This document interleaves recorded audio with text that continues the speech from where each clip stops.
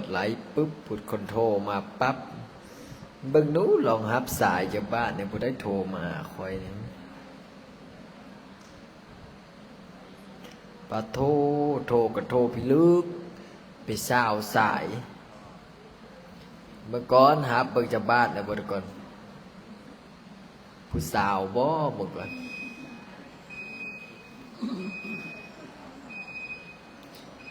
นางอุดมจิตคนไทยตัวนี้เงียบกิฟโทรไปคือบ่ฮับว่า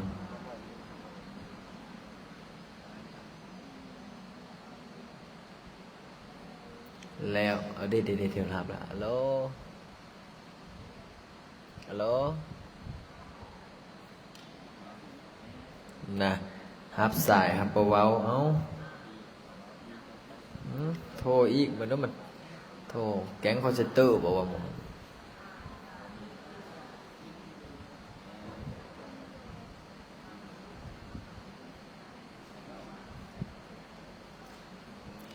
แล้วโทรกลับบ่ฮับซ้ำ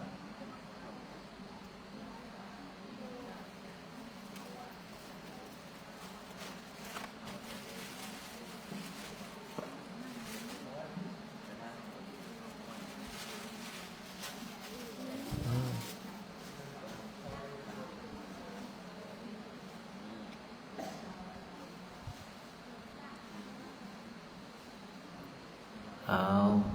เตรียมเข้าตีเข้าทางมันนี้สิพาโซกระถางเงินล้านเอาจักจบไปละไปเอาแผ่นยันพระอาจารย์มาวางไว้นี่นั่นละอันเรียงคิวคนละอัน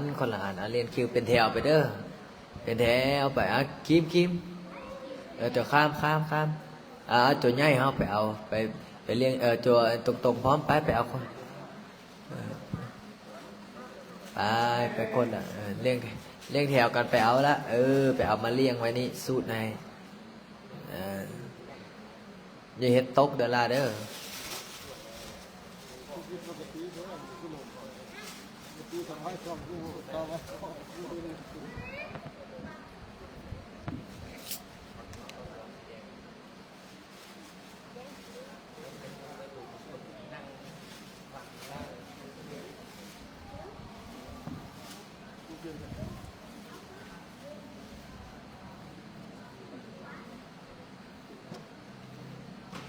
มาบ้างพี่ละซ้ายขวามาบ้างพี่เลยบ่งัดเอาไหมมาเมิดเลยมาเมิดนะพี่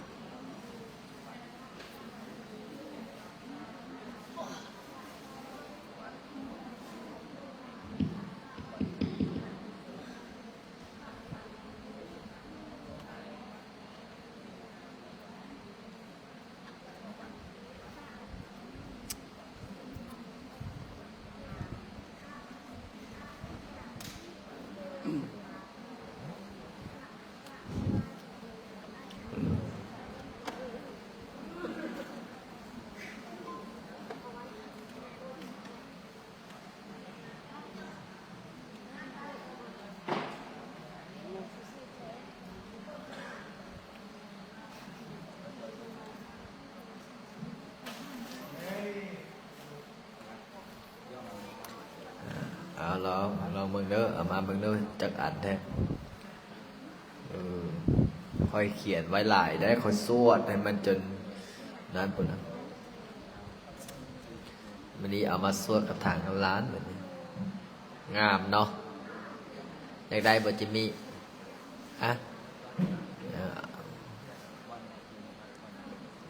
มื้อนั้นว่าสิเอา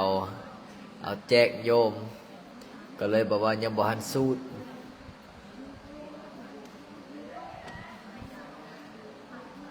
เอาวางข้างหน้าอีกซ้อนขึ้นหลายเดี๋ยวมันสิแตกวางขึ้นวาง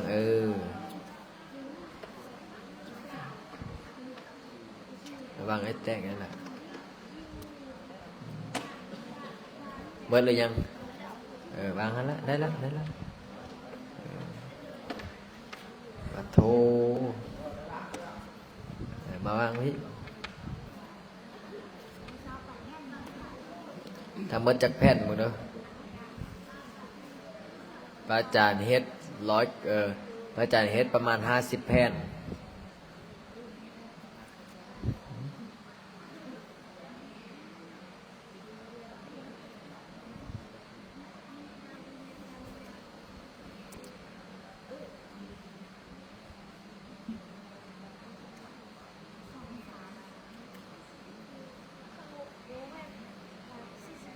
ฮะจะมันจะแผ่น46 แผ่นฮะ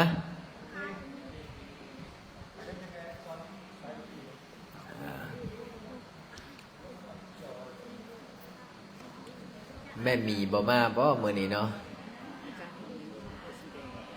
ฮะใบยังเฮ็ดหยังเท่าใด1,000,000ตีโอ้แม่บุญแตกเงินไว้ตีเอานะสงสัยธนาคารเขาเอาเข้าธนาคารเมื่อไรล่ะเดี๋ยวจะเอาคืนเป็นเงินแม่มือนี้ธนาคารมาเอาเมื่อแล้ว นับตั้งแต่ใบ500 กีบก็เอาเมื่อ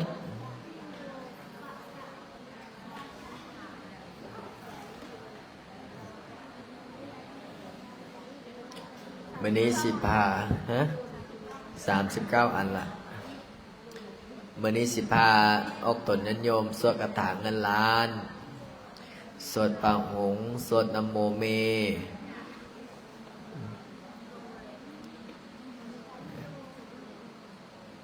วันนี้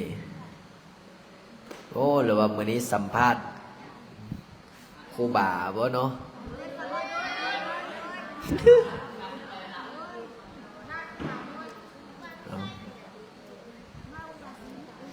เอาไม้มาบ่เด้อเฮ้ยเอาจิมมี่รับผิดชอบเลิกไม้ได้ละเอา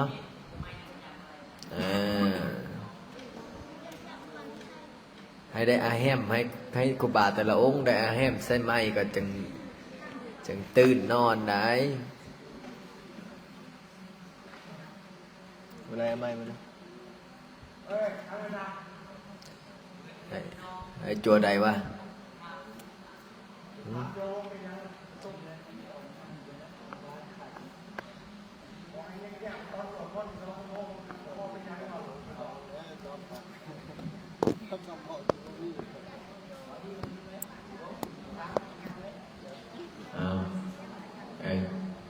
ทีนี้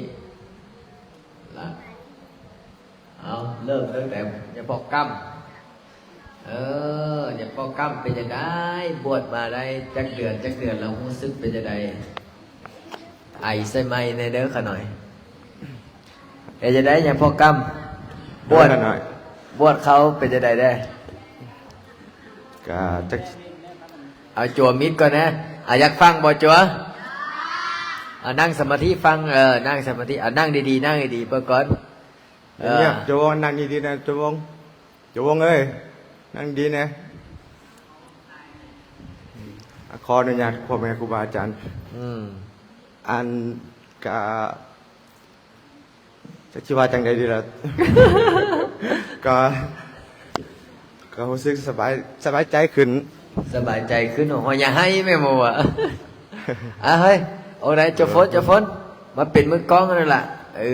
อ้จะฝนเอาไม่ว่าจะชื่ออย่างนั้นจะฝนมาจะฝนหรือตัวใดคิม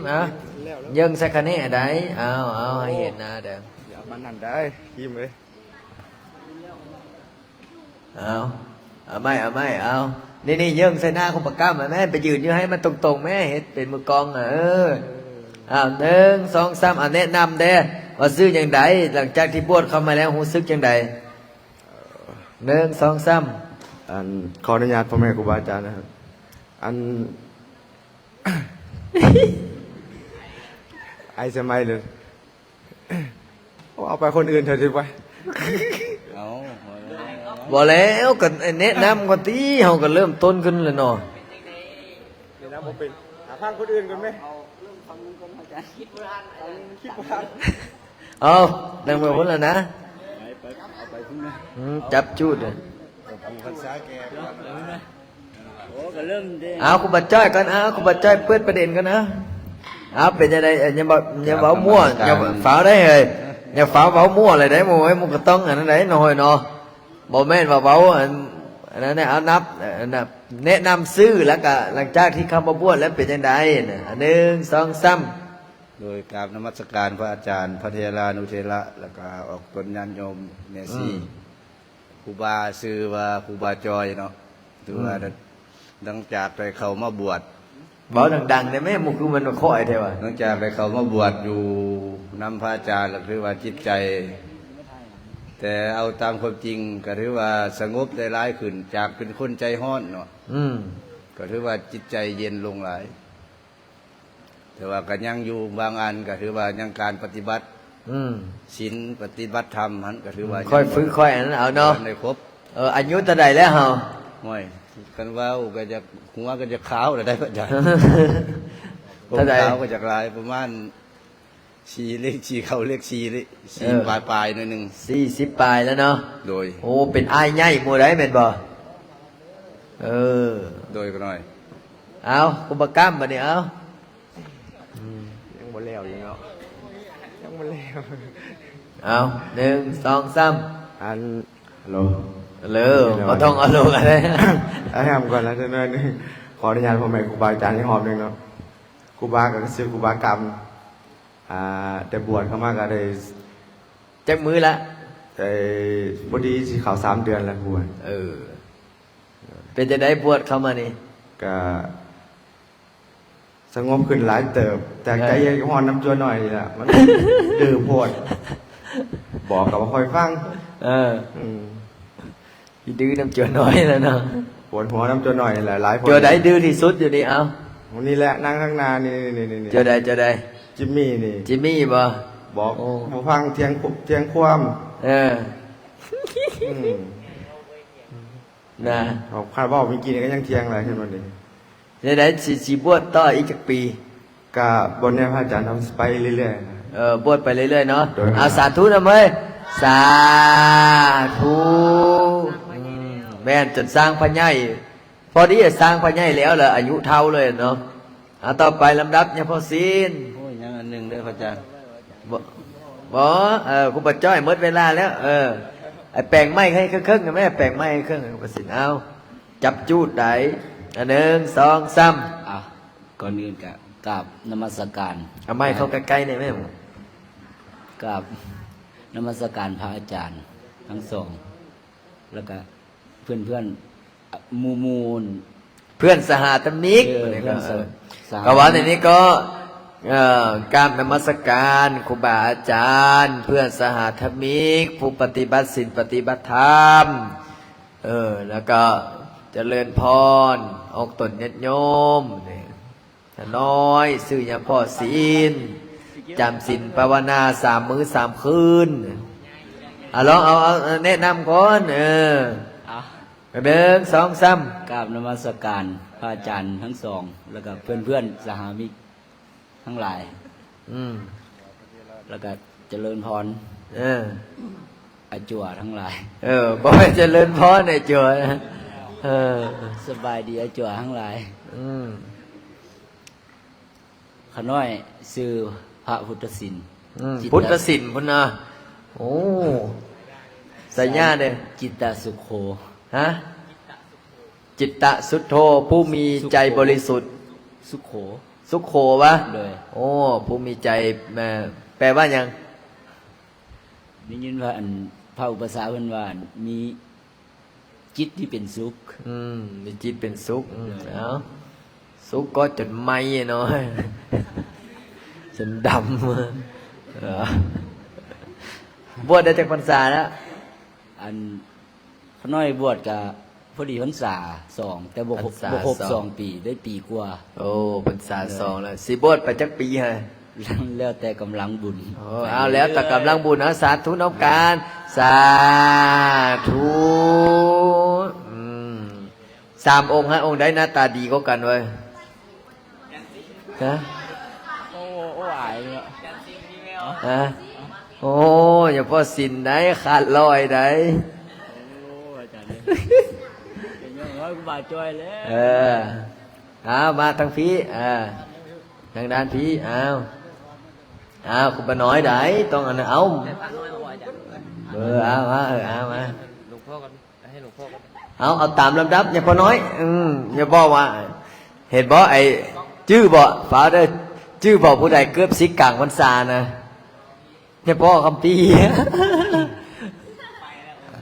ไปแล้วเอาแนะนำตัวกันได้ นมัสการพ่อแม่ครูบาอาจารย์น้องๆสามเณรและออกตนญาติโยมทั้งหลายขน้อยครูบาน้อย ฮะ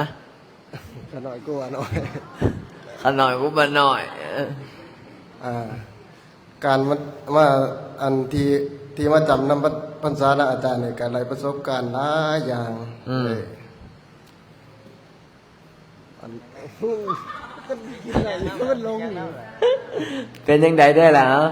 ก็ถือว่าดีขึ้นกันนะ ดีขึ้น แต่ก่อนบอดี้บ่ อะไรโอ้ย มันหมดตอนเนี่ยมันตกลึกก่อนเอาจังเลยเนาะกันเลยเนาะ บวชได้จากพรรษาแล้ว 2 พรรษากัน 2 พรรษาโอ้มาแต่บ้านใด ว่าแต่บ้านตะแตงทา ฮะ เมืองบ้านตะแตงทาเมืองจำปาสักแข้งจำปาสัก ทัดแต่งบ่ เลยเป็น โอ้เป็นได้ถนนหนทางเขาเฮือนเอาถนนหนทางเขาวัด ยากส่งในขนาดยากขนาด หัวสั้นหัวค้อนไปแล้วเนาะ เลย สิบวชไปจากพรรษานี่ คือชีบวชเด้อได้ขนาด บวชเลยเอาสาธุว่าแม่ไปเห็นไม่ออกมาส่งเขาเลยห้อยเปลี่ยนใจบ่เอาด้วยน้อยบวชจนเป็นญาติท่านน้อยองค์ต่อไปคุณประกุ้งพร้อมไหนตามลำดับซะจะได้มื้อนี้คิวโปรโมชั่นนะคุณประกุ้งแนะนำตัวบ่เนาะ นมัสการอาจารย์ตัวดวงไอ้จอยนี่เอาตัวยันโยมขน้อยซื้อครูบากุ้ง สายญายัง ขี่น้ำมาโลจ้ะ ขีนะวโลแปลว่า ผู้สิ้นแล้วบ่ ผู้สิ้นมนทิน ผู้สิ้นมนทิน ผู้สิ้นแล้วซึ่งมนทินไม่ใช่จิมาสาธุบวชได้จากพรรษาแล้วเฮา พรรษา2อาจารย์ พรรษา2โอ้อายุเท่าไหร่แล้วตอนนี้ 25 ฮะ 25อาจารย์ 25 26ใกล้สิฮอดอาจารย์ 25ย่างเขา26เนาะโอ้25นี่แห้งเด้อ25นะถ้าบ่ตั้งสตินี่เขาว่า25นี่ถ้าภาษาไทยเอิ้นว่าเบญจเพศแม่นบ่แม่สิ25นี่แห้งได้เนาะเขาเอิ้นว่าเบญจเพศเนาะ25เนาะเบญจเพศนี่การแก้ที่ดีที่สุดคือหยังแม่สิบวชแม่นบ่แม่สิบ่จักแม่นอาจารย์ว่าโดยก็โดยนำการเบญจเพศนี่25นี่แห้งบางคนนี่ล้มรถก็มีถ้าบ่ตั้งสตินี่เป็นฆราวาสญาติโยมตามความเชื่อนี่นะล้มรถบ่ซันก็ตกกกไม้บ่ซันก็ถึงฮอดชีวิตอันนี้ความเชื่อแต่เฮาก็คือว่าละเชื่อพระพุทธเจ้าแต่นี้อันนี้เป็นฆราวาสญาติโยมบัดนี้เป็นพระบัดนี้จีวรขาดบาดกระเด็นถ้าบ่ตั้งสติก็ได้พระอาจารย์เห็นบ่ปีที่แล้วนี่นะ25น่ะบ่เชื่อได้ทีแรกว่ากูบ่เป็นหยังแล้ววะกูสวดมนต์นั่งสมาธิบาดไกลสิฮอด26ยังแต่ถ้าได้มือหนึ่งไม่ออกเห็นบ่หอบกลับบ้านกลับอย่างกลับมาทันทีทันควันนี่ละเบญจเพศน่ะแห้งได้ถ้าบ่ตั้งสตินี่โอ้ยจีวรขาดบาดกระเด็นเท่าใดน่ะเอาสิบวชไปจักพรรษาเหรอ ยังบ่ฮู้อาจารย์ บ่ฮู้ เลย โอ้สิบวช เรื่อย บวชไปเรื่อยๆเนาะสิสร้างพระเจ้าใหญ่สำเร็จพุ่นล่ะเนาะ ๆเลยก้าวก็ ฮะ ประมาณนั้นอาจารย์ ประมาณนั้นบ่ โดย โอ้ ว่ายังอยู่ฮอดเนี่ยอาจารย์ คันอยู่ฮอดได้ว่าคือเฮ็ดไม่เมื่อยบ่เฮ้ย จิตใจก็บ่สงบเลยช่วงนี้ จิตใจบ่สงบทรงนี้ เป็นจังไดล่ะฮะ ออกพรรษาแล้วคือว่าจิตใจบ่สงบ อ๋อออกพรรษาแล้วจิตใจบ่สงบคิดฮอดเทวดาอยู่ใส่เนาะนะมันต้องอันนั้นได้แม่นบ่ฝึกจิตฝึกใจบ่เป็นหยังมื้อแรงเฮาพานั่งสมาธิมื้อแรงเฮาสวดมนต์อันนี้เสร็จเรียบร้อยไปนั่งสมาธินำกันเนาะไปอยู่บ่นะโอ้มื้อแรงได้ภายได้สินั่งสมาธิโอ้หลายองค์อยู่น่ะโปรโมชั่นพิเศษได้จะกุ้งไปบ่ เอาไว้มื้อหน้าอาจารย์ เอาไว้มือนาสมโพถ้าอยากใจสงบเห็นอย่างใดให้จัวนอนสมาธิเอ้ยมันต้องนั่งสมาธิมันจากจิตใจสงบได้แม่นบอกครูบากุ้งโดยอาจารย์ โอ้คักลูกน้องเขาไปใส่ละองค์นึงเลย กลับแล้วอาจารย์ กลับแล้วบ่ โดย บ่แล้วเขากลับไปเอาเอกสารอาทิตย์หน้ามาอาจารย์ อาทิตย์หน้ามาไหมวะก็เลยบอกว่ามื้อเสาร์นี้โทรหาพ่อเดี๋ยวค่อยพิจารณาช่วยเนี่ยอนุโมทนาบุญกับครูบากุ้งเด้ครูบากุ้งนี่ครับผิดชอบเรื่องอย่างเลยฮะ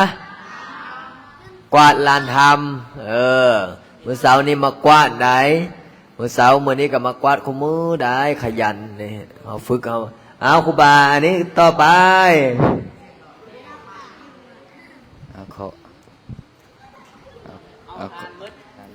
โอ้ยมาเหาะนี่ประธานมด ยังอาจารย์ ยังบ่แม่นมาตื่นเต้นบ่บ่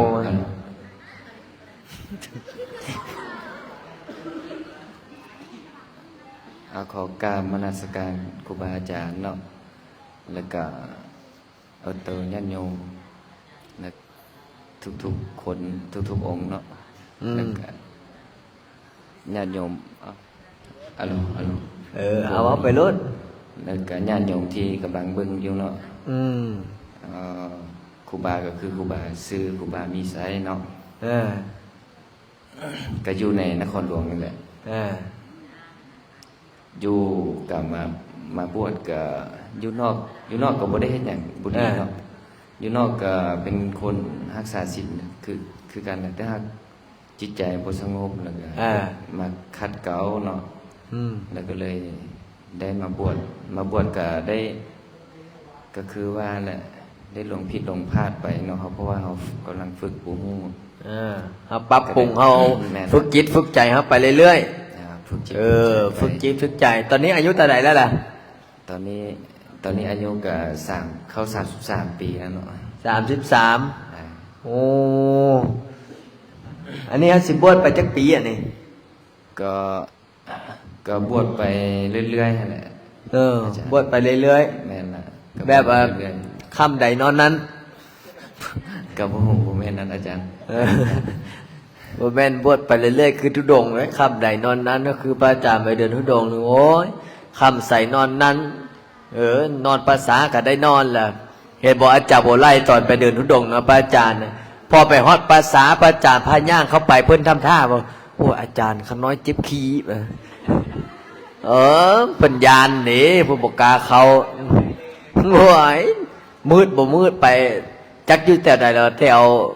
อย่างละวะสุมพรไปย่างเขาไปนอนอยู่ในภาษาพระอาจารย์กำลังบ่อนนั้นน่ะเป็นตะยานไหนเบิ่งหูปันแบบเขาเฮ็ดนั่นน่ะเป็นตะยานบัดนี้พอไปปุ๊บไปฮอดไปนั่งพระอาจารย์ไปยืนเปิดไฟเบิ่งเห็นหูคนเลี้ยงอยู่แบบเขาปันแบบภาษาน่ะบัดนี้อาจารย์บ่ไล่ไปแล้วไปได้ขน้อยเจ็บท้องปานนี้นะบัดนี้พระอาจารย์ก็เลยว่าเอานอนนี่แหละอาจารย์บ่ไล่บ่นอนนะขน้อยยังไหวว่าซั่น เจ็บตีนก็อดเอาว่ากูจะบ่ไล่บ่อยากนอนไกลผียานดีบ่ยานได้จะได้เนาะนอนปีภาษาสิบัดนี้ฮูปปั้นเพราะคือผีก็คือแบกเขาเฮ็ดให้คนตายนะเลี้ยงอยู่พระอาจารย์ก็นั่งพิจารณาคนหนาวจนแตกเวิบอันนี้ว่าจังสันยังสีขนาดไอ้จุอันนึงลอกจุนี้อยู่นี่เฮงบ่เป็นตาย่านซับอันนั้นสิเอ้ยปีคนไตใช่ว่าภาษาลาวเขาจังบ่เป็นพระอาจารย์ก็เลยเอาวะนอนนี่แหละอาจารย์บ่ไล่ไ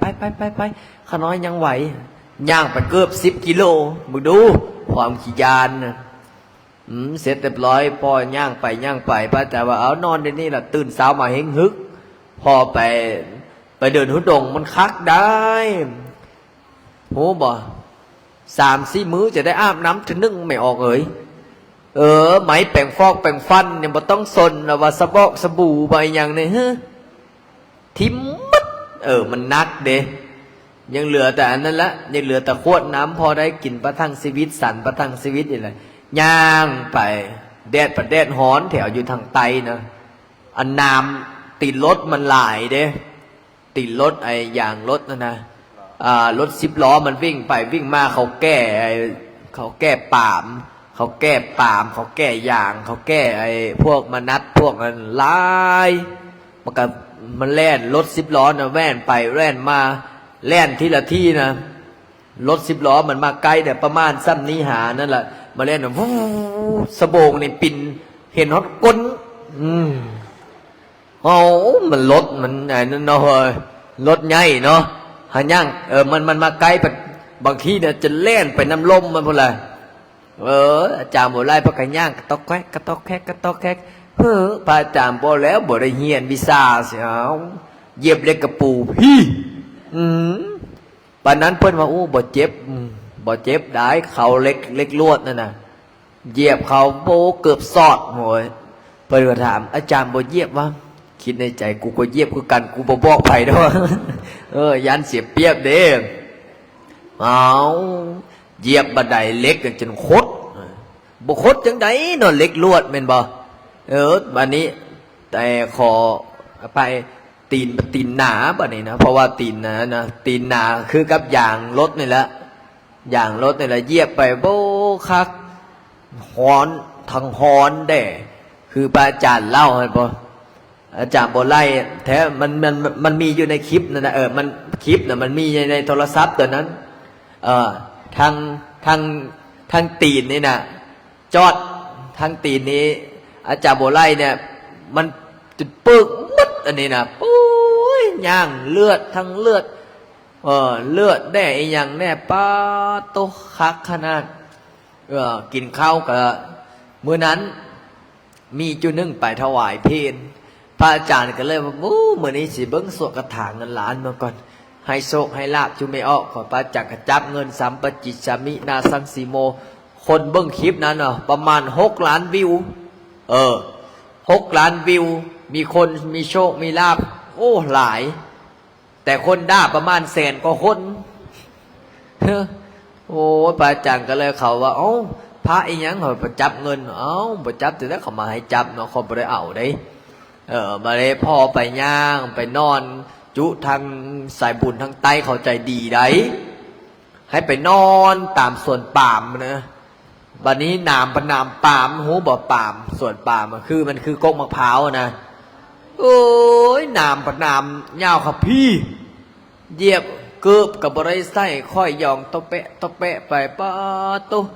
ยานจุนึงก็เอาน้ำเอาอย่างไปให้ไปอาบไปส่งเขาก็ยังได้บุญไหน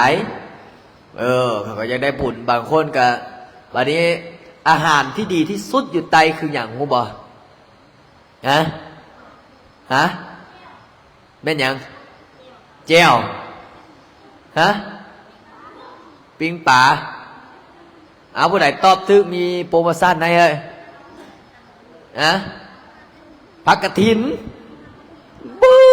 มันก็จะกินแต่ผักกระถินนะซบกับซีเมนต์นะวะอาหารที่ดีที่สุดในภาคใต้คืออย่างแกงนอไปหานอมาอยู่ใส่อีก ฮะอยากได้รางวัลพิเศษบอกถ้าผู้ใดตอบถึงนี่มีรางวัลพิเศษให้นั่งสมาธิ2 ชั่วโมงเมื่อแรงเอาโจวงเป็นหยังลองมาดูเอาถ้าตอบโอ้โหนี่ได้นั่ง3ได้ตอบก็ได้เป็นหยังเป็นหยังบ่หูเนาะเอาเฮ้ยโจตรงตอบถึกนี่มีโปรโมชั่นให้นั่งสมาธิ2 ชั่วโมงเจ้ากะปิโอ้แสดงว่าเพื่อนเจ้ากินแต่เจ้ากะปิสรุปก็คือ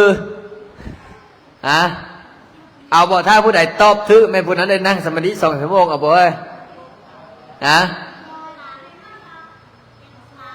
อาหารที่ดีที่สุดคือยอดกระถินคือจัว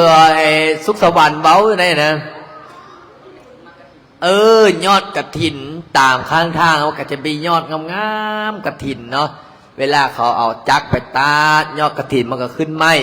โอ้ยป่งอ่อนซ่อนแล้วกินยอดกระถินจำเจ้ามักเพชรแซ่บไม่ออกเลยเพราะว่าไอ้หยังเพราะว่ามันบ่มีแนวสีสันเขาเฮ็ดแกงเขาไปเฮ็ดแกงเขียวหวานเขียวขมโอ้ยสั่นบ่เป็นกิน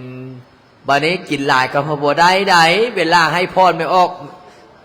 พระอาจารย์ก็จะบ่ไล่สั้นแต่ยอดกฐินน่ะจนจะสำไหนจนจ้อยไม่ออกย่างไปหลายนะย่างไปหลายนี่จีวรกะขังใดเบิ่งผ้าจีวรนี่นะมันหอนเนาะมันก็จะมีเขาเอิ้นว่าอย่างขี้เกลือบ่ขี้เกลือยาวเป็นแผ่นเป็นสายฮอดแล้วก็จักสมัยอย่างซ้ำขังนะพวกยังบอกกินมันเค็มเอาไปโดนได้ซักเท่านึงโดนได้ซักเท่านึงย่างไปกระม่วนไปออกตนญาติโยมก็เขาก็ยังได้บุญไหนเวลาพระอาจารย์ย่างไปฮอดใส่เขาก็ใส่บาตรพอใส่บาตรเสร็จเรียบร้อยตอนแรกเขามาสวดมนต์น้ำบางคนนี่ปื้ยนำตั้งแต่พูนนำตั้งแต่อันนั้นพูนตอนแรกมากับไปสวดมนต์ตอนแรกมากับไปสวดมนต์เลิกเวียกเรียกการกลับมาสวดมนต์มานั่งสมาธิม่วนไหนบ่ม่วนยังไงเนาะจะคือพระอาจารย์เคยเล่าให้ฟังเลยว่าแต่ละคนก็ตั้งพระอาจารย์ก็ไปย่างไปแล้วก็สวดมนต์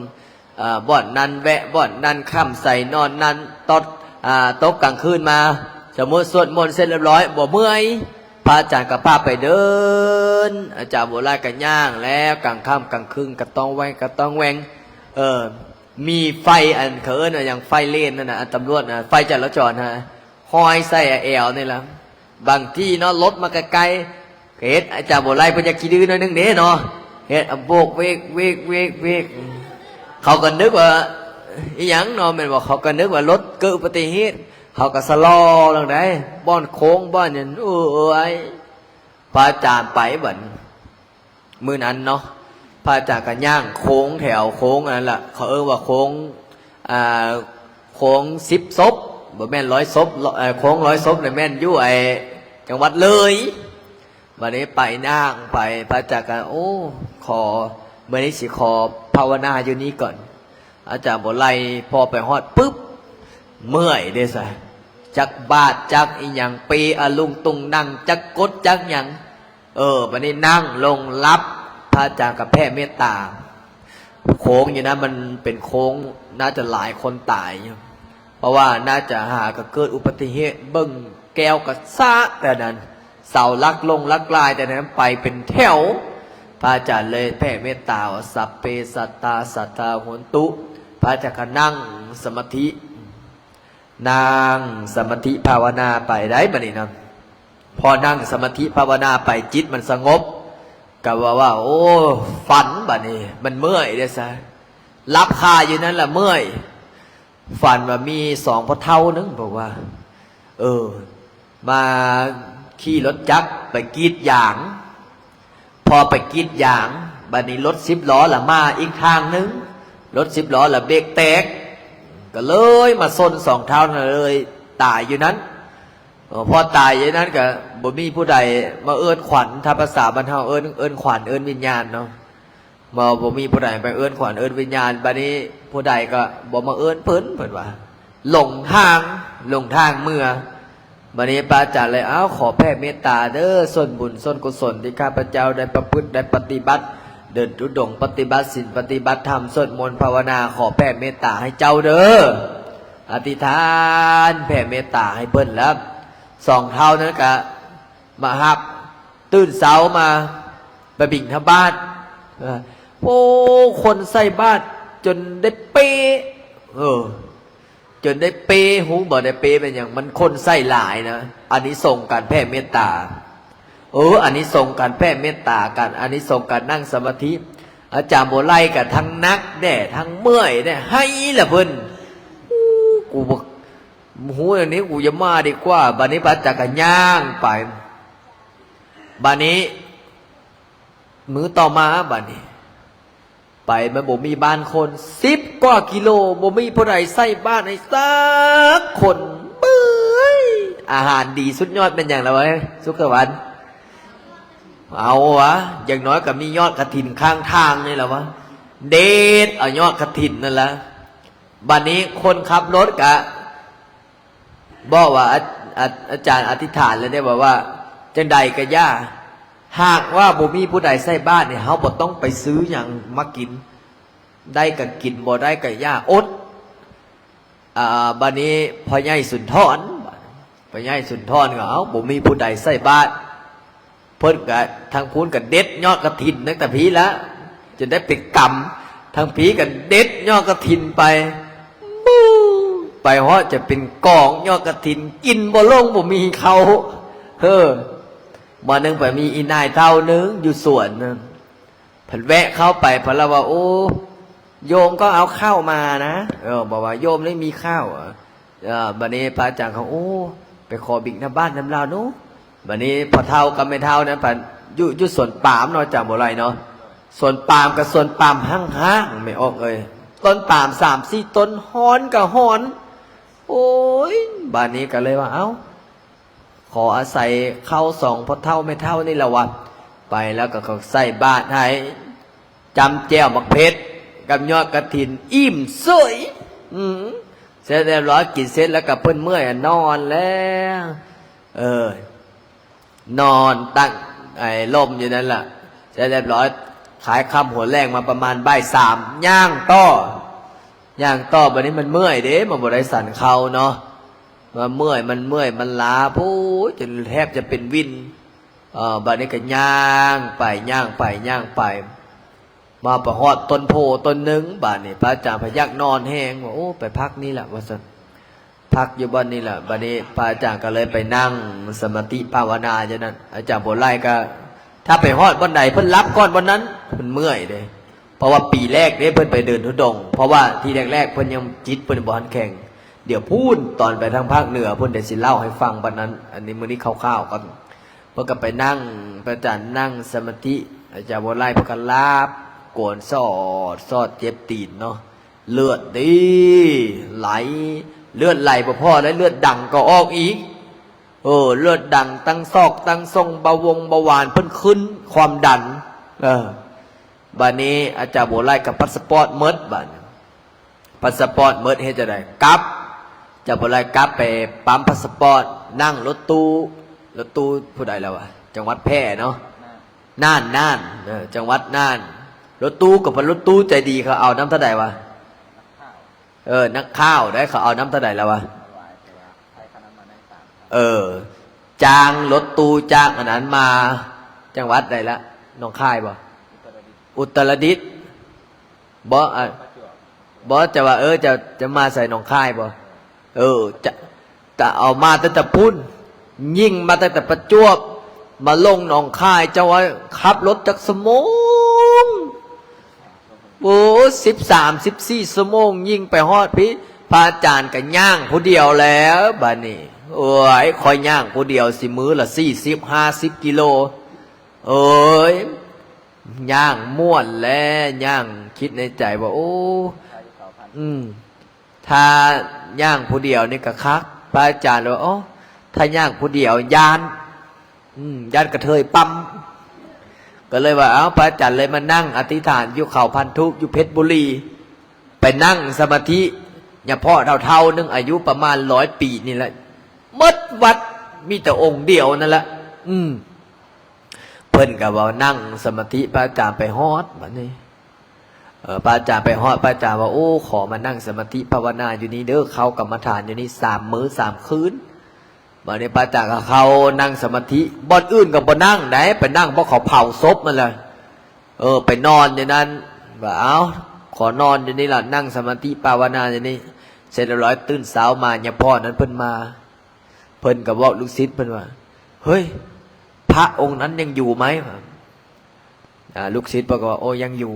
ฮะยังอยู่อีกเลยปกตินี่องค์ไหนมาก็อยู่ไม่ได้องค์นี้เก่งเนาะว่าพระอาจารย์บอกโอ้เก่งบ่เก่งกูรอดตายแล้วนี่เมื่อยก็เมื่อยสิเนาะบัดนี้คืนที่ 2คืนที่ 3อาจารย์บ่ไล่พร้อมกับผู้ใหญ่กี้ก็มาแล้วจะเพิ่นนะจูออกตนโยมแล้วมาส่งมานั้นพระอาจารย์ก็บ่สนนั่งสมาธิภาวนานั้นเลยปิดวาจาเด้อยากกินหยังก็บ่ได้เว้าได้เอานั้นมาสั่นเด้เฮ็ดธรรมชาติอยากน้ำก็ตรงนี้ได้เฮ็ดภาษากึกโอ้ยจะแม่นมันลำบากปากมีก็บ่เว้าก็เลยบัดนี้นั่งสมาธิภาวนาตอนนั้นหูจักโยมแสงโยมพี่เอกอยู่นั้นแล้วหูจักวันนี้พระอาจารย์ก็เลยว่าโอ้นับแต่นั้นมาหูจักออกตนยันโยมเนาะได้ดังขึ้นเจ้าคณะจังหวัดออกใบคำสั่งบอกห้ามพระเดินธุดงค์ห้ามพระลาวเดินธุดงค์อ้าวตายแท้กูบาทนี่ก็เลยว่าบ่สนละเดินฮอดเพราะว่าหาอธิษฐานละเด้นี่แหละคนมีอคตินะเฮ็ดหยังกับพิษมืดคนดังนะดังอย่างเดียวว่าพ่อหน้าตาดีอีกเนาะพระอาจารย์เลยว่าเอาวะบ่สนละย่างไปโอ้ยหูจักออกตนญาติโยมหลายคนอะไรบัดนี้นะออกตนญาติโยมกับอุปธรรมอุปถากบางคนเนาะศรัทธาจนให้ไม่ออกเขาศรัทธานะคือเฮาย่างคือจังสีละผู้พันก็คือจุไม่ใหญ่นะไม่ใหญ่แววไม่ใหญ่บุญไม่ใหญ่จิมจุไม่ออกนี่แหละสมมติถ้ามื้อใดมื้อหนึ่งพระอาจารย์เนาะไปจำพรรษาอยู่บนอื่นสุเจ้าก็โอ้ขีดฮอดปันไดอาจารย์จิลินจะมาสมมติถ้าค่อยไปกินนิมนต์อยู่บนอื่น10 มื้อ20 มื้อปันไดเด้อาจารย์ลินจังมาขีดฮอดเนี่ยจุดนั้นก็ให้เป็นไปดูตนเขาเป็นไปดูตนเขาไปแต่ก็ย่างไปบัดนี้ย่างไปฮอดวัดนึงวัดอยู่ในเมืองเขาบ่อยากให้พักไหนเพราะว่าอย่างวัดในเมืองเนี่ยบางทีก็ใจแคบเขาบอกว่าไม่ต้องเข้ามาพักเขาบอกให้พักพระอาจารย์เขานับแต่นี้ต่อไปกูบ่พักวัดแล้วไปพักตามต้นมอกต้นไม้ดีกว่าก็เลยย่างผ่านทุ่งผ่านท่าบัดนี้ไปมีอีนายหนึ่งอยากฟังต่อบ่เฮ้ยมีนายหนึ่งซื้อเราหูบ่ซื้ออย่างไม่ใช่สียายสีไหนยายสีนี้เป็นคนขายขนมยายสีนี้บอกว่าเราฟังอยู่บ่นี่คิดฮอดเราอยู่ไหนอยากให้เรามายามเลยยายสีนี้ก็เป็นคนแบบเป็นคนซื่อว่าซะและไปกู้หนี้นอกระบบไม่ออกไปกู้หนี้นอกระบบมาเห็นพระอาจารย์ปุ๊บเราก็ว่าทีแรกเราก็จมเลยพระอะไรนี่8 โมง 9 โมงยังเดินบิณฑบาตอยู่ไม่กลับวัดกลับวาเหรอพระอาจารย์ก็โยมอาตมามาเดินธุดงค์จ้าโอ้พระเดินธุดงค์เหรอ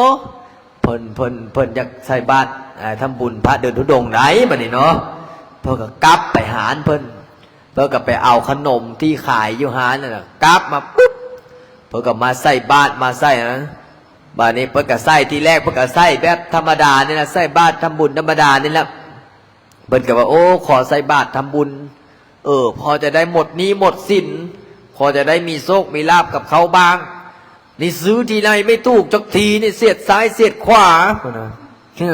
เพิ่นเสี่ยงโชคเพิ่นบ่มีโชคนะบัดนี้พระอาจารย์ก็รับพรนะโยมนะพระอาจารย์ก็ สุขีดีกายโยโคภวะอภิวะพะโยกมือทมหัวบัดนี้จุรถตู้ลงใส่บาตรบัดนี้จุรถตู้เขาเดินทางเนาะเขาก็ใส่ด้วยเงินแหละบางผู้ใส่3,000 4,000บางผู้ใส่เป็นหมื่นบาทเพิ่นเห็นพระเพิ่นเห็นจุนั้นใส่บาตรด้วยเงินเพิ่นก็โอ้โยมก็อยากจะใส่บาตรด้วยเงินจังเลยแต่เงินไม่มีนะทำไงนี่อันนี้ถ้าใส่อันนี้เราจะกินอันไหนอีกบัดนี้เพิ่นก็เลยบอกว่าขนมที่มีนี้ใส่บาตรให้หมดทั้งหมดเลยทีแรกเพิ่นบอกอยากใส่ได้เพิ่นยังลังเลสงสัยแต่พระอาจารย์คืนเงินให้จุนั้นนะพระอาจารย์ว่าเอาโยมปัจจัยของโยมนี่อาตมาไม่รับนะอาตมาคืนให้ญาติโยมทั้งหมดอาตมารับให้แล้วอาตมาให้โยมนี่ได้บุญได้กุศลโยมนี่เอาเงินนี้ให้ไปเป็นสิริมงคลเอาไปค้ำไปคูณไปร่ำไปรวยให้โยมโชคดีร่ำรวยนะเพิ่นเห็นเสร็จเรียบร้อยพระที่ไหนไม่หลับตังค์นี่ปกติพระอยู่ที่บ้านแย่งกันหัวแทบแตกนะบ้านนี้เพิ่นเห็นอย่างสันเสร็จเรียบร้อยเพิ่นอยากใส่บาตรอีกไหนใส่อีกแล้วอยากใส่อีกเนาะมันศรัทธาไม่บอกไม่ใช่บุญเราก็เฮ็ดบ้านนี้สิใส่กับสิบ่มีอย่างใส่กลับไปหารอีกแว้นมอเตอร์ไซค์แบบบ่ใส่หมวกกันน็อกบิดจำรถมาฮอดบ้านนี้พระอาจารย์ก็ย่างออก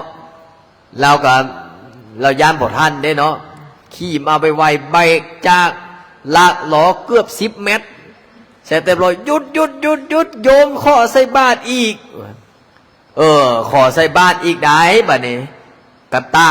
ทางซ้ายกระต้าทางขวาขนมนะป่านว่า100 คนกินไม่ออกเลยเอามาให้พระ2 องค์สิได้สั่นสำไดเนาะขนมลูกตาลไม่ใช่สีนี่เฮ็ดขนมลูกตาลขายพร้อมกับเปิดร้านอาหารบัดนี้พอใส่บาตรปุ๊บแกก็วันนี้ขอทำบุญให้เต็มที่สักหน่อยขนมนี่ไม่ต้องไม่ต้องขายหรอกลูกค้าไม่ต้องแดกละจะใส่บาตรให้หมดเลยนี่แกก็ใส่บาตรพระอาจารย์คิดในใจโชคดีนะที่ยายบอกว่าลูกค้าไม่ต้องแดกถ้าพูดพิษนี่แม่งกูซวยเลยดีนะที่ไม่พูดว่าพระเพอไม่ต้องแดกนี่เวรกรรมละเดี๋ยวอาตมาพระอาจารย์ก็เลยว่าโอ้โยมใจเย็นๆใจไม่เย็นละเป็นหนี้เยอะขนาดนี้แหมเป็นหนี้ก็ยังมาเล่าให้พระฟังเสร็จเรียบร้อยพระอาจารย์ก็เลยเอาให้พรรอบ2ให้พรรอบ2บัดนี้ยายสีนี่ก็ทึกใจได้เนาะคือแบบเอาว่าภาษาบ้านเฮาคือผู้เฒ่าน่ะคือผู้เฒ่าถ้าเฮ็ดทึกใจอย่างนี้โอ้ยบ้านนี้ยายสีนี่ก็โอ้ยเทศตามพระอาจารย์สวดมนต์ตลอดบัดนี้โทรมาหาพระอาจารย์ละได้บัดนี้ฮัลโหลอาจารย์ลินแม่นแล้วอาจารย์ลินตอนนี้เดินทุดงถึงไหนแล้วนี่ตอนนี้เดินถึงน้องตัวนี้แล้วโอ้อยากจะมีโชคจะครั้งเลยนะพอจะได้หมดหนี้หมดสิ้นนะพระอาจารย์ตายแท้บาทนี่กูสิบอกตัวใดเนาะพระอาจารย์ก็เลยว่าเอาไปซื้อเลย1 2 3 4 5 6 7 8 9วันนี้แกก็ว่าทำไมมันหลายโตขนาดนี้วันนี้เพิ่นก็ไปซื้อละ1 2 3 4 5ก็ซื้อ6 7 8 9ก็ซื้อวันนี้พระอาจารย์ก็เลยว่าเจ๋งแท้เจ้าไปซื้อแบบนี้เสร็จเรียบร้อยมันมาออกมาบ่ถึกจักโตวันนี้ก็ยังบอกว่าบ่ยอมอีกไหนปันนั้นยังบ่ยอมไหนโอ้วันนี้มือนี้มีคนเบิ่งลายได้โน1,200 1,300บัดนี้ยายสีบัดซื้อก็ซื้อบททึกแล้วโอ้เป็นน้ำยายไม่เคยทำบุญหรือเปล่าพระเจ้าไม่เกี่ยวหรอกยายการพนันเป็นสิ่งที่ไม่ดีเลิกได้เลิกเบาได้เบาถ้าเลิกไม่ได้ถ้าเบาไม่ได้ก็แล้วแต่ตัวใครตัวมันบัดนี้เสร็จเรียบร้อยบัดนี้พอหลังจากนั้นพระอาจารย์ก็ย่างแล้วก็โทรมาตลอดแหละพระอาจารย์คิดในใจมึงยายนี่บ่แม่นลงมักค่อยละบ่วะเสร็จเรียบร้อยพระอาจารย์ไปเดินทุดงตัดรอนตอนมาบัดนี้พระอาจารย์ไปเดินทุดงมาปุ๊บพระอาจารย์ไปศาลเจ้านาจาบัดนี้ยายสีครับพี่น้องนี่ก็มาอีกแล้วโอ้อาจารย์ลินมาโอ้ยายคิดถึงมากเลยพระอาจารย์ยายใจเย็นๆคิดถึงได้แต่กอดไม่ได้ บัดนี้ยายสีก็โอ้ด้วยความศรัทธาเนาะผู้เฒ่าคือพระอาจารย์ว่าไปตีดูต้นเราถ้ามีโอกาสสิได้ไปยามเราอยู่คิดเมื่อก่อนก็โทรมาแต่พระอาจารย์ก็บ่รับพระอาจารย์บ่ได้รับเพราะว่าติดธุระโทรมาเป็น10 สายแล้วบ่ได้รับก็อีดูต้นเราคิดฮอดสงสัยเราคิดฮอดโทรมาตอนใดละให้ตลอดบางทีกับผู้ใหญ่กี้ขับรถผ่านหน้าเฮือนเราก็โทรมาผู้ใหญ่กี้ก็โทรมาบอกว่าโอ้เป็นยังไงบ้างยายช่วงนี้โอ้ไม่รู้เป็นไงช่วงนี้ขายของไม่ดีเลยรัฐบาลพระอาจารย์บอกว่าเอามันสิเกี่ยวหยังกับรัฐบาลโอ้ขายของไม่ได้เลยไม่รู้เป็นอะไรช่วงนี้รัฐบาลก็เปลี่ยนไปเปลี่ยนมาอยู่นี่โอ้ขายของก็ไม่ดีพระอาจารย์บอกบ่เป็นหยังผู้ใดก็บ่ดีเมื่อนั่นแหละค่อยเฮ็ดค่อยเป็นค่อยไปนี่ก็เยอะเพิ่มขึ้นพระอาจารย์ก็เลยบอกเป็นยังอดทนเอากูมือนี่ยังโทรมาอยู่ว่าเขาก็บอกอับสายพระอาจารย์เลยนี่แหละชีวิตของคนเฮาเนี่ยความสุขครั้งหนึ่งความสุขครั้งหนึ่งนี่ความสุขของคนเฮานี่โอ้ยไม่ออกเฮามีโอกาสนี่นะฮีบเฮ็ดฮีบทำน้อยอายุ80-90แล้วนี่บ่มีเวลาเฮ็ดบ่มีเวลาทำเห็นบ่ไม่ใช่บุญมาครับเป็นเจ้าภาพกฐินนะ10 ปีเขาก็ยังจมว่าไม่ใช่บุญแต่สมมติถ้าออกตนโยมมาฮับเป็นเจ้าภาพกระทอกกระตินเห็นบ่เมื่อนั้นแม่คำแม่สมจิตมาสะพายถวายปัจจัย100,000 กว่าบาทโอ้แต่ว่ายกมือสาธุนำกันไปเฮ้ยสาธุ100,000 กว่าบาทนี่ขายมันต้นจักปีจังใดเจ้าแม่นบ่ย้อนยังย้อนเขาศรัทธาแม่คำแม่สมจิตแม่หลายคนหลายท่านนี่ช่วยพระอาจารย์เนี่ยเมื่อนั้นเนี่ยแม่กาบกับถวาย100,000แม่กาบเอาบุญพ่อวันไซแม่เพชรกับถวาย100,000นะแม่คำแม่สมจิตกับถวาย100,000บริษัทเดอะฟินิกซ์100 กว่าล้านไดบริษัทเดอะฟินิกซ์นำหน้าพระทางโดยท่านประธานวุฒิเนี่ย100 กว่าล้านไดเนี่ยช่วยพระอาจารย์นะพร้อมทั้งคณะทีมงอกทีมงานก็มาช่วยเนี่ยและกับคณะสายบุญแม่พี่หลายคนหลายท่านแม่มณีวันแม่รัศมีแม่รัศมีเป็นจังไดช่วงนี้คือบ่เห็นโอ้เนี่ยหลายคนที่ได้ต่อยอดช่วยพระอาจารย์สร้างตอนนี้นะเสาเอกกับมีแล้วเจ้าภาพนะเสาโทก็มีแล้วเจ้าภาพนะเสาตีก็มีแล้วตอนนี้ยังขาดห้องเสาเอกห้องเสาโทห้องเสาตีแล้วก็เสาบริวารนี่ผู้ใดที่เห็นในไลฟ์สดว่าโอ้ขน้อยอยากจะเป็นเจ้าภาพโยมอยากจะเป็นเจ้าภาพได้ไหมอาจารย์ได้เนี่ยเสาบริวารเนี่ยเพราะฉะนั้นแล้วเนาะพร้อมแล้วเนาะพร้อมที่จะสวดมนต์ภาวนาแล้วบ่โอ้นี่จากจังหวัดสุราษฎร์ก็หลายได้จังหวัดสุราษฎร์นครปฐมนครพนมกาฬสินธุ์สุรินทร์สุราษฎร์มหาสารคาม101กาญจนบุรีราชบุรีสิงห์บุรีชลบุรีกาญจนบุรีจังหวัดตราดกรุงเทพลาดพร้าวโอ้หลายที่หลายแห่งเนาะฟังจากญี่ปุ่นเชียงมอกเชียงใหม่เชียงรายแม่ตาดโอ้แม่ฮ่องสอนหลายที่หลายทาง77 จังหวัดนะเอาสวดมนต์เฮาบัดนี้นะเอาจักจบเลยนะอ้าวมา30 จบก็พอแล้วมื้อนี้พอหอมปากหอมพอได้อันนั้นจนน้อยก็สิอยากนอนพระก็สิอยากนอนนี่เอาอยู่ละแม่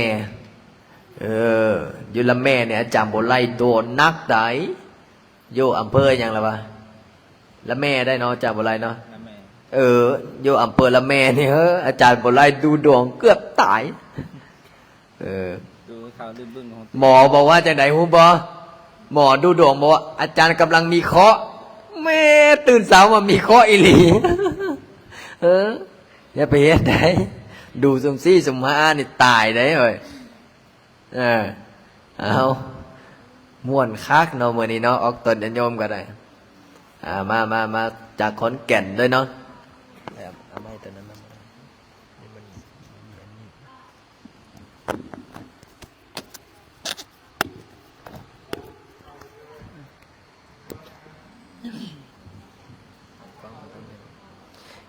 เตรียมพร้อมละพร้อมแล้วบ่อ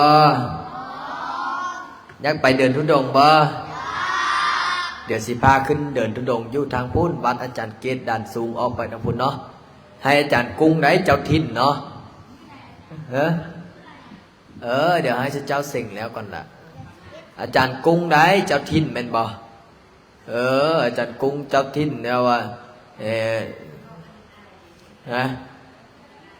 ผู้ใดเดินได้เสงกวดกาเนี่ยบ่แม่นเสงเสงกับเสงพักเฮียนนึงทีละ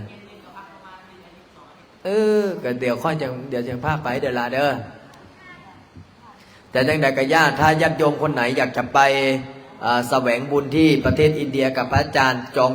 จองกันเข้ามาเด้อมีพอดีว่าพระอาจารย์จะไปอินเดียเนาะแม่บุญไม่ใช่แววบ่ไปดิยังบอกว่าเตือนยังบอกให้มีเงินเนาะคนละถ้าได้มีเงินถ้ามีเงินมีทองหมดละผู้ใดอยากไปไม่ใหญ่นะก็ถ้าได้ขายดินนะได้ขายรัดคิวให้เจ้าท่านแม่เนาะสาธุสาธุผู้บริหารมีก็ค่อยเพชรค่อยเป็นค่อยไปมาสวดมนต์พร้อมๆกันบัดให้อาจารย์น้อยมาเอานี้ออกให้พระอาจารย์นั่นแหละอันนี้ออกไปนั่นนึง เรื่องตา เอาเดี๋ยวเตรียมเด้อ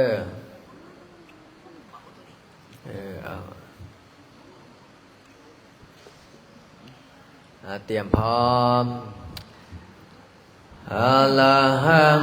สัมมาสัมพุทโธภะคะวะพุทธังภะคะวันตังอะภิวาเทมิสวากขาโตภะคะวะตะธัมโมธัมมังนัมมัสสามิสุปฏิปันโนภะคะวะโตสาวกสังโฆ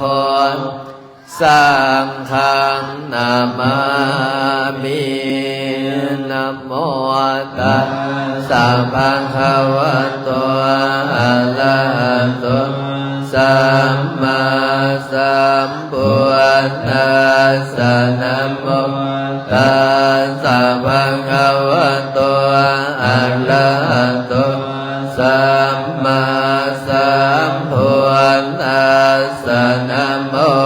ตัสสะภะคะวะโตอะระหะโตสัมมาสัมพุทธัสสะนะโมตัสสะภะคะวะโตอะระหะโตสัมมาสัมพุทธัสสะบุญทังสารนังคัสสะมิธัมมังสารนังคัสสะมิสังฆังสารนังคัสสะมิตุติยมปิพุทธังสารนังคัสสะมิตุติยมปิธัมมังสารนังคัสสะมิตุติยมปิสังฆังสารนังคัสสะมิตติยมปิพุทธังสารนังคัสสะมิตติยมปิสังฆังสารนังคัสสะมิตติยมปิพุทธังสารนังคัสสะมิตติยมปิธัมมังสารนังคัสสะมิตติยมปิสังฆังสารนังคัสสะมิปนาติปาตาเวรมณีสิกขาปะทังสัมมาทิฏฐิ อาทินนาทานาเวรมณีสิกขาปะทังสัมมาทิยามิกาเมสุเมสาจาลาเวรมณีสิกขาปะทังสัมมาทิยามิมุสาวาทาเวรมณีสิกขาปะทังสัมมาทิยามิสุลาเมลัยมาสะปะมาดันทานาเวรมณีสิกขาปะทังสัมมาทิยามิอิติปิโสภะคะวะอะระหังสัมมาสัมพุทโธเวชาจารณะสัมปันโนสุขโตโลกวิทูอนุอันตโลบุริสธรรมสารติสัทธาเทวมนุสานังพุทโธภะคะวะติสวะหาโตภะคะวะตาธัมโมสันตินิโกเอหิปัสสิโกโอปัญญิโกปัจจตังเวริณาภวิโยหิติโสปฏิปันโนภะคะวะโตสาวกสังโฆอุชุปฏิปันโนภะคะวะโตสาวกสังโฆญาญาปฏิปันโนภะคะวะโตสาวกสังโฆสามีเจปฏิปันโนภะคะวะโตสาวกสังโฆทังจัตตาลิปุริสายุกะนิอันตปุริสัมบุหะลาเอสัพพะคะวะโตสาวกสังโฆอาหุนายโยปาหุนายโยทังอินอัญชลียงกาลนิโยอนุตตลังปุญญาตังโลกาสันติยมบาหุงสหัสมมินิเวทัสสะวุตันตังกิลิเมฆลังอุติตะโคลัสเสนามาลังดานาทินัมมวิตินาเสนาวามุนิโตตันเตสัสสะภะวะตุเตชะยมังคาลานิมาลันติเลกัมมะปิโยเสตัสสะภะลันติโคลัมปะนะลาวะกัมมังกัมมันตานายะพังกันเตสุทันตวิตินาสิตาวะมุนินโดอันตันเตสัสสะภะวะตุเตชัยมังกาลานินาลากิเรมปัสสาวะอันเตอันตะพุตังตาวะกิจักกัมมัสสเนวะสุตังโลนันตังเมตตัมบุเสกเวทินาเสตาวะมุนินโตตันเตสัส สะภะวะโตเตสยามังกาลานิโอเคียตาคังธรรมตินาสุทาลุนันตังเมตังปุเสกเวเตนะเสตวะมุนินโตตันเนสัสสะภะวะโตเตชะยามะภาลานิกาตวานังกาธรรมุนอรังเยวะคัมปินิยาจินจายทุนวัจนะจนะกายมัสเสสันเตนะโสทินาสิตวะโมนินโดตันเตสัสสะภะวะโตเตชะยามะภาลานิสัจจังวิหายมติสัจจตวะเกตุงตัง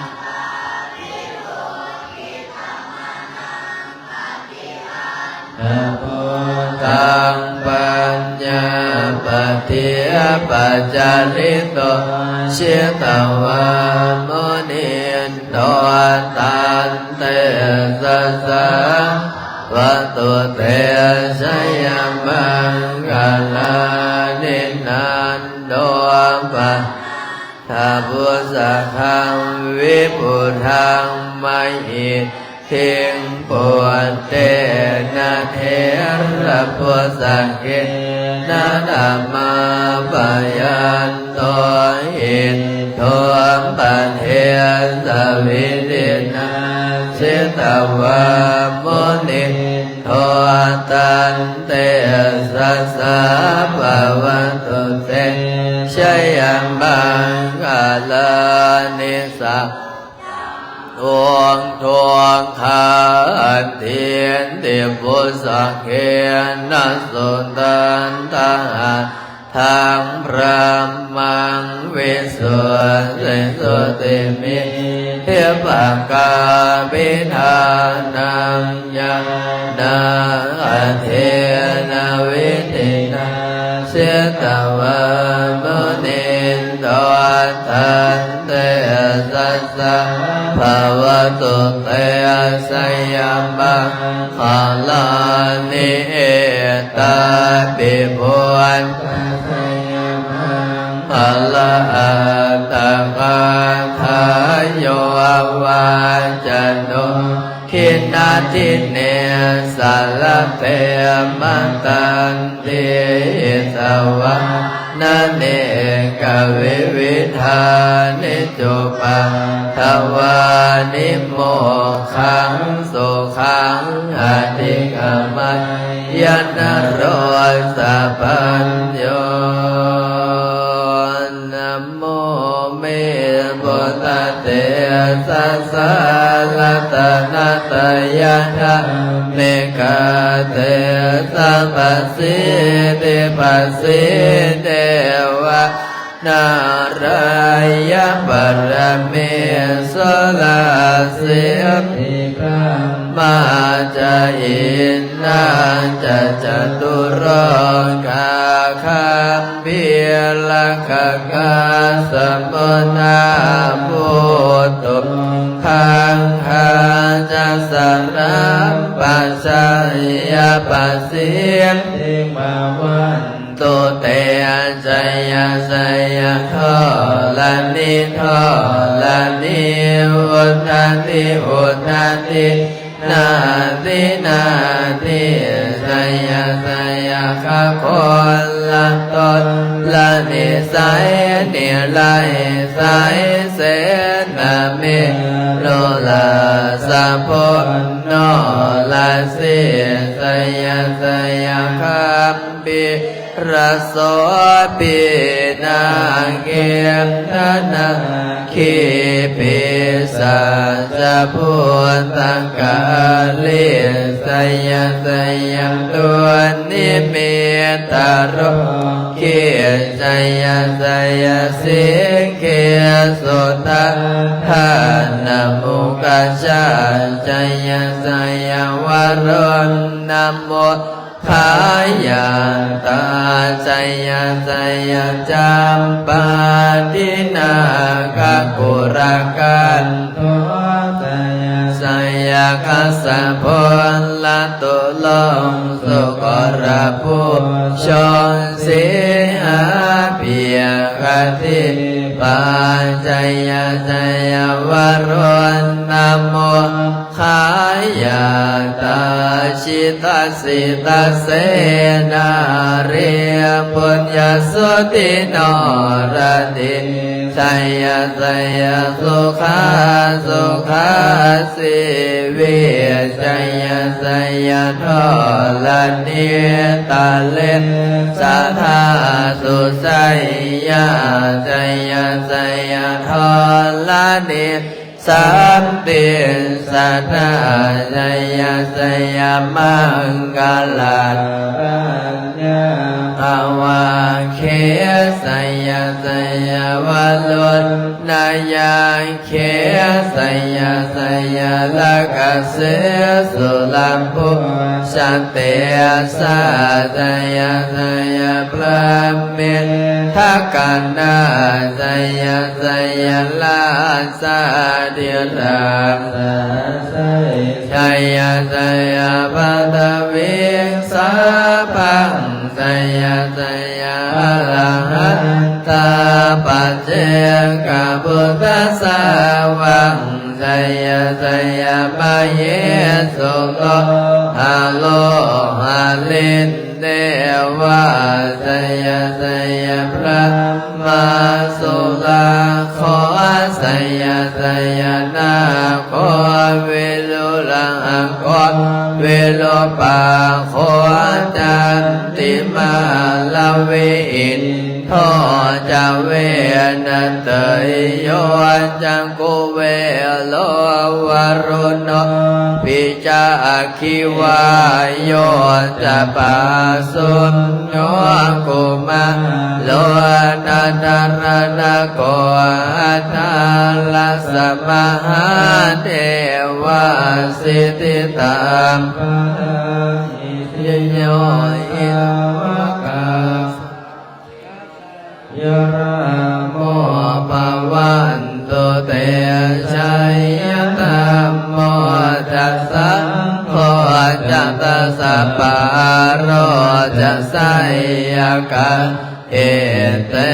นะสัยยะเตเสนะสัยยะโสเทภวันตุเตเอเตนะปุตตะเตเตนะโหตุเต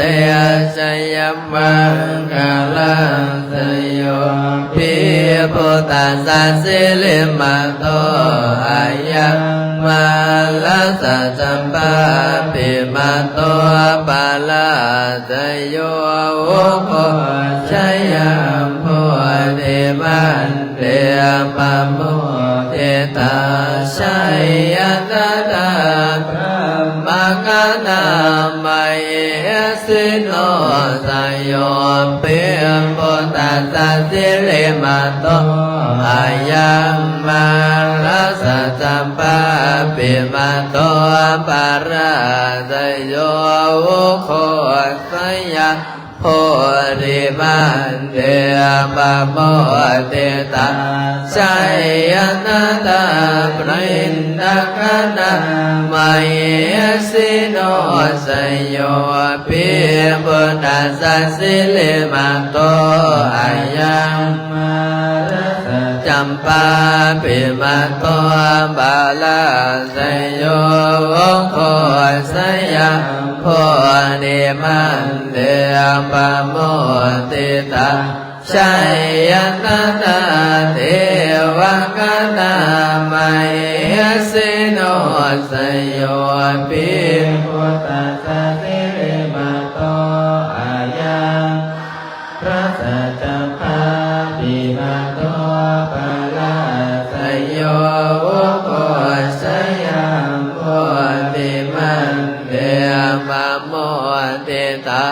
ชัยนานาสุปันนาคนามาเยสิโนสโยปิบุตตสัสสิลิมาโตหายังมาจัมปาเปมาโตปาลาสโยโวโคสยังโพธิมันเดมะโมทิตาชัยนานามาคนามาเหสิโนสโยปิบุตตสัสสิลิมาโตอายังมาลาสัจจัมปาปิมาโตปาลาสโยโอโคสยังโพธิมันเดปะโมทิตาสัยนานาสัพพะมัคนามาสิโนสยันโตบติยามโมเลสักกายานันนาเทวะทาโนเอวันตะวันวิชโยโพยิสยาสุสยมังคะเลอปัลลาสิตาปัลลังเกคะเลอภิเศษเกสัพพะพุทธานังอาคัมปันตัวปะโมทติสุนันตังสุมังกลังสุปะพันตังสุโหติตังสุขันโนสุโมตัวจัสสุเยตังพระมจาริสุปานากินังกายกรรมังวาจากรรมังปะทากินังปะทากินังมโนกรรมังปะนิทิเตปะทากินังปะทากินานิกาตวานาลปันตาเทปะทากิเนเตตลาธาสุขิตาวิโรจน์พุทธัสสะสันเนอโลกาสุขิตาโหนตาสหัสสะเพยิยติเพสุนันโตปนโตเทเทวะอัสสมิทาเนอนิกายุกาสัทธาตัวสัพพทา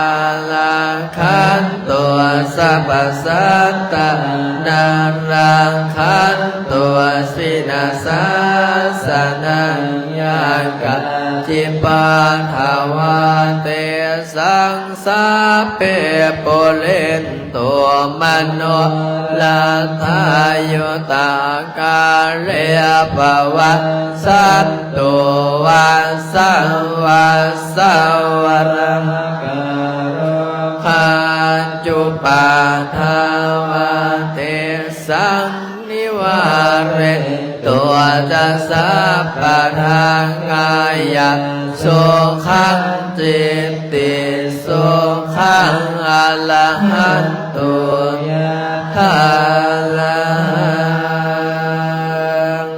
สัมปจิสามินาสังสีโม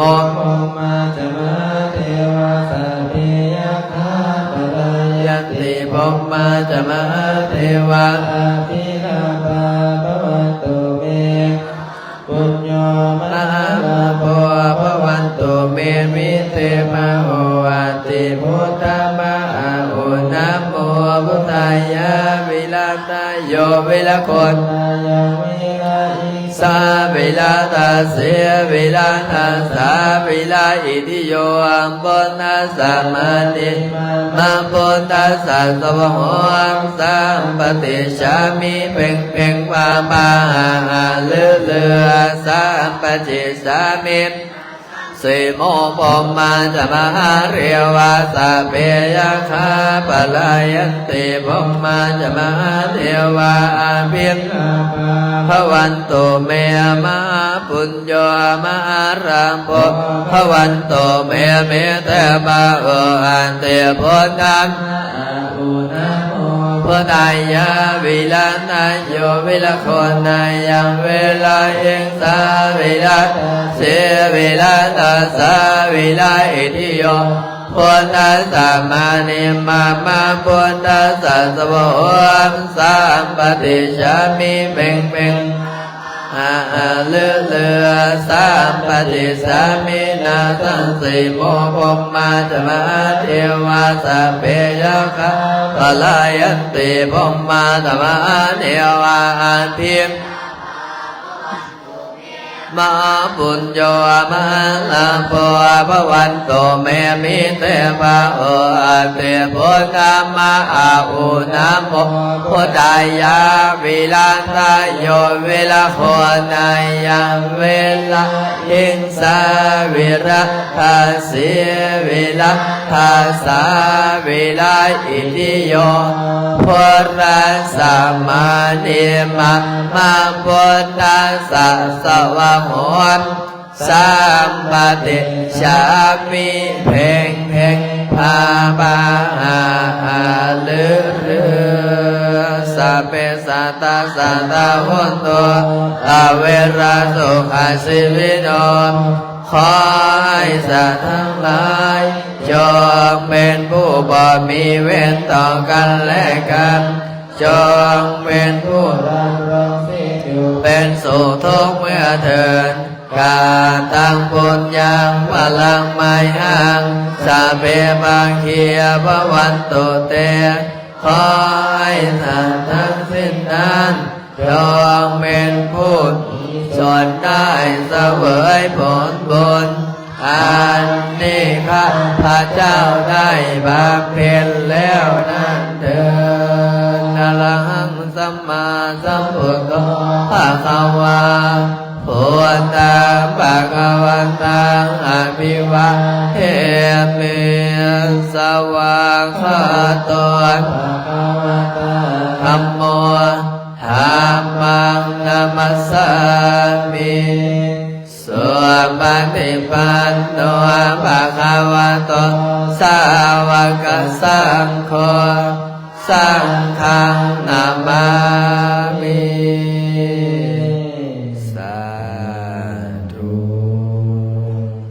โอ้ว่าถึงยายสีนี่ยายสีโทรมาวะ เอาสาธุสาธุเอาเตรียม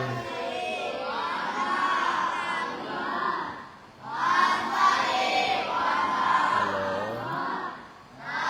สบายดี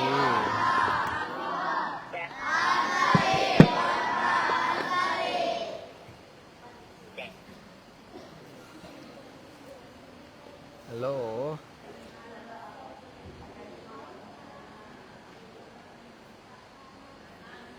ฮัลโหลจ้าสัญญาณไม่ดีเหรอ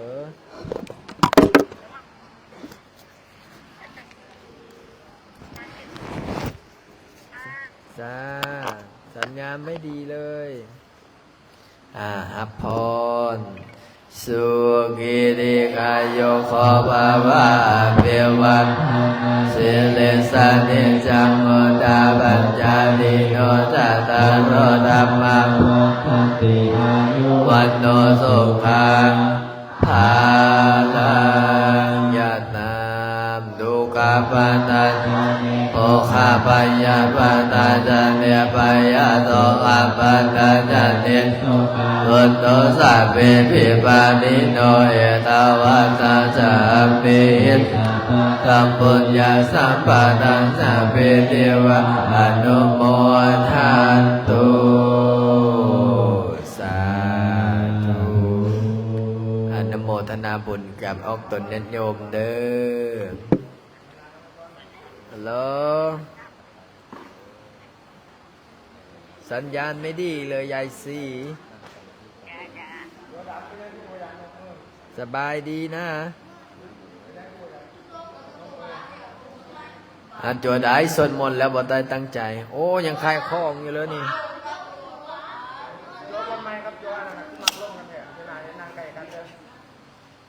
เป็นไงบ้างอ่ะสบายดี เข้าใจบ่ เสียงไม่มีเลยอ่ะ ไม่ได้ยินเสียง วันนี้น่ะแก้ไขเด้มื้อน่ะ โจทย์ใดส่วนมนต์แล้วบ่ตกมือ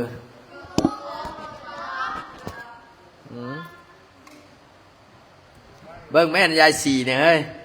นี่เอามาทักทายยายสีได้อ่ะเปียก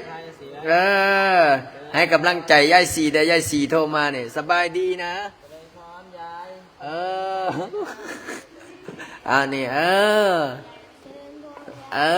เจริญพรยายสีนะทำไมไม่ได้ยินเสียงนี่โทรใหม่สิ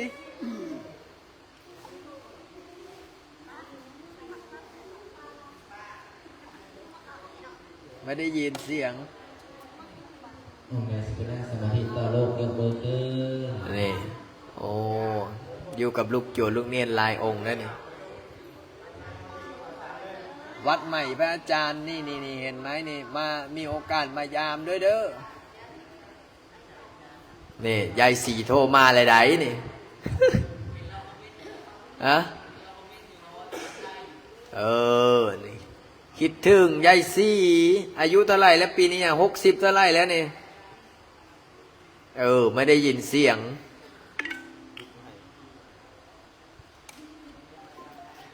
แล้วได้เบาหยอกผู้เฒ่าเฮ้ยเอาไม้มาหน่อย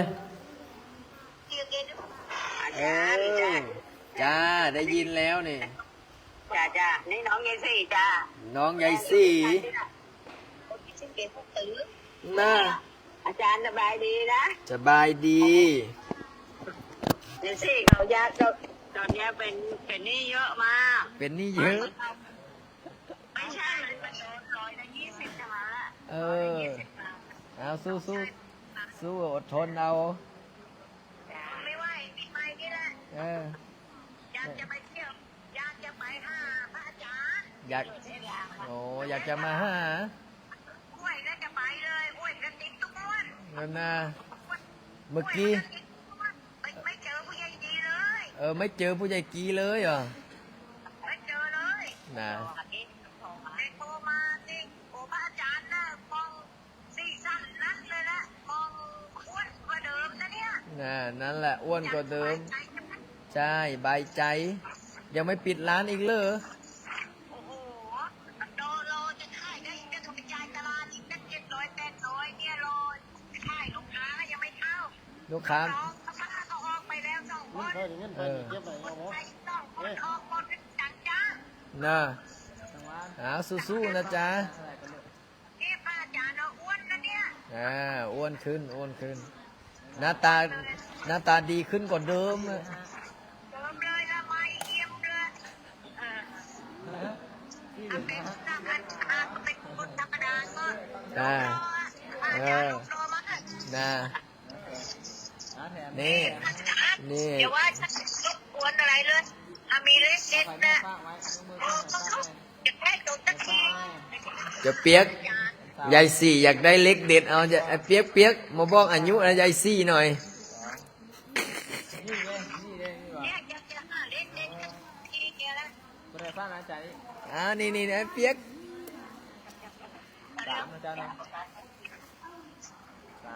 นี่ดิวสิแม่ จับกล้องสิคนสองประจานปิดไลค์กันเด้อยอกผู้เท่าก่อน